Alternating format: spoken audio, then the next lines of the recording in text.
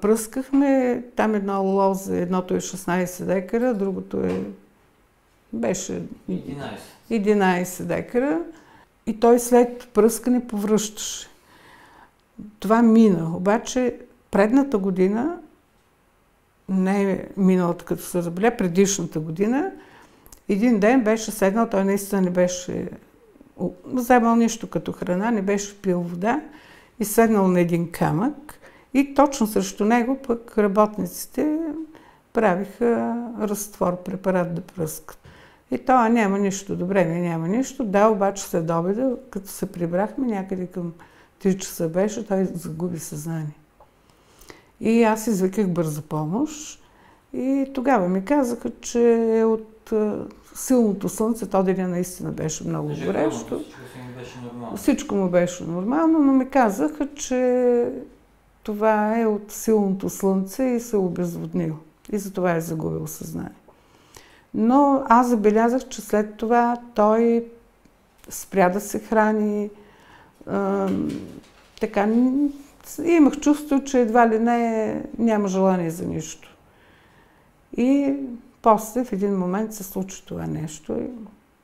Този случай с Петю е интересен във връзка с бързото увреждане на черния дроб, който на галоп през стеатоза еволюира в цироза с катастрофално лоши показатели, документиращи това състояние, без особена полза от лечението в 3 специализирани болници, включително и Военно-медицинска академия, а благодарение на подхода с билки, хомеопатия и сокове започва една бърза, благоприятна еволюция на това заболяване.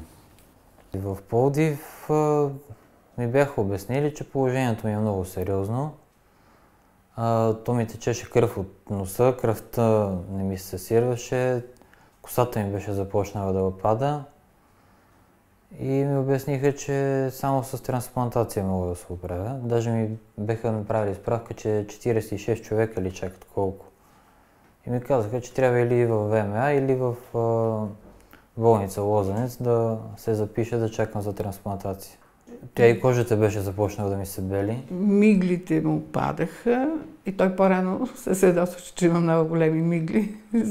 Очите ми бяха едното на една страна, другото на друга. Да, очите му такъв разноглед беше направо станал, мен ми беше трябва да го гледам. И като взе да пие тия хомеопатичните лекарства и коса, всичко се оправи, няма... Това пожълтяването изведнъж, аз го видях на сутринта, нали, казвам, като да се обърне на другата страна. Начало беше слабо, след това аз поне, че някъде 10 дена минаха преди да отида на доктор, се засили. Първо бях пожълтял преди да вляза във Видин, след като ми изписаха от Видин при домашното лечение, по време на домашното лечение пак пожълтях и в Пловдив пак влязах пожълтял и след това там изписаха, нали, вече не бях жълт и в ВМА вече не съм пожълтял при тях. Влязах във Видин с стеатоза и вече след като ми изписаха за домашно лечение и започнах да пия лекарствата, на контролния преглед, когато отидах, аз първо отидах, то беше четвъртък, те сами направиха изследвания и ми казаха да отида в понеделник да ме прегледат на ехограф. Когато ме прегледаха вече на ехограф, се установи, че след пиенето на лекарствата вече имам цироза. За колко време? 2 седмици. При изписването общия билирубин е 51 при норма 21, който е показател за пожълтяване. Високите му стойности се свързват с пожълтяване. Алкална фосфатаза при изписването от военна болница 317. Максимална референтна стойност 130. Отайката също с много високи показатели. Всеки случай при мен е отбелязана 103 октомври месец. Те даже се чудеха да ме вкарат в интензивното. И ми казаха, че единствената им цел първата седмица им повтаряха, че трябва да ми свалят билирубина. 21 дни бяха, в Пловдив ми бяха предписали метилпреднизолон, обаче от него започна много да ме боли стомах и те ми го спряха. Във военна болница 2 пъти ми преливаха плазма. Значи изписаха ме с утайка на 103. В момента последните 2 пъти на изследванията е 6. Те даже в ВМА, като ходих на един преглед с ехографии, се шегуваха, че практикувам здравен туризъм. Имаме едни катастрофални резултати с 3-4 пъти 5 по-високи от максималните референтни стойности на чернодробните проби. Алкалната фосфатаза доста висока. Утайката, каквато е пред туморни заболявания и рак, малко поспада до военна болница. Значи имаме едно сериозно състояние. Най-важното в лечението при Петю беше една белкова комбинация при хронични хепатити и цироза. Класически белки са включени в нея, като семе от бял трън, змийско мляко, корени от глухарче, кисел трън. Но колегите, не познавайки белките, защото ние не ги изучаваме в медицинските вузове, се страхуват от тях, не ги предписват на своите пациенти. И само за 15 дена, нали, резултатите вече почнаха да се показват.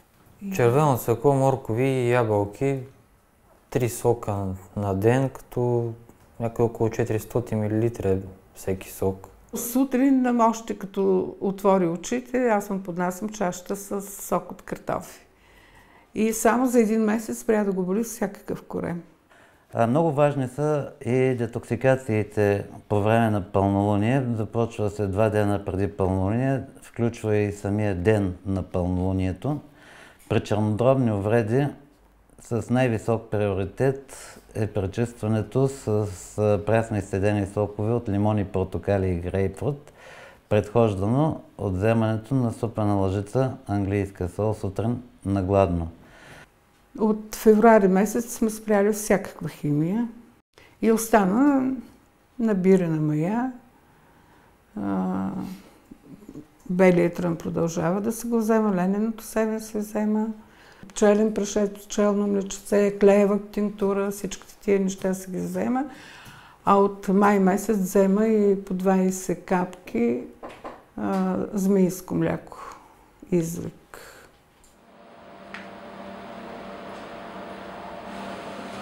Първи път силно, аз като бях в ИСУЛ сме имали такива токсични хепатити, но няма и данни за някаква тежка фиброза. Виж колко хубаво си се хваща структурата. Категорично не е цироза. Мазняването е в границите на леката стеатоза в горната граница. Няма спленомегалия, няма портална хипертония. Наистина, се заслужава да го опиши.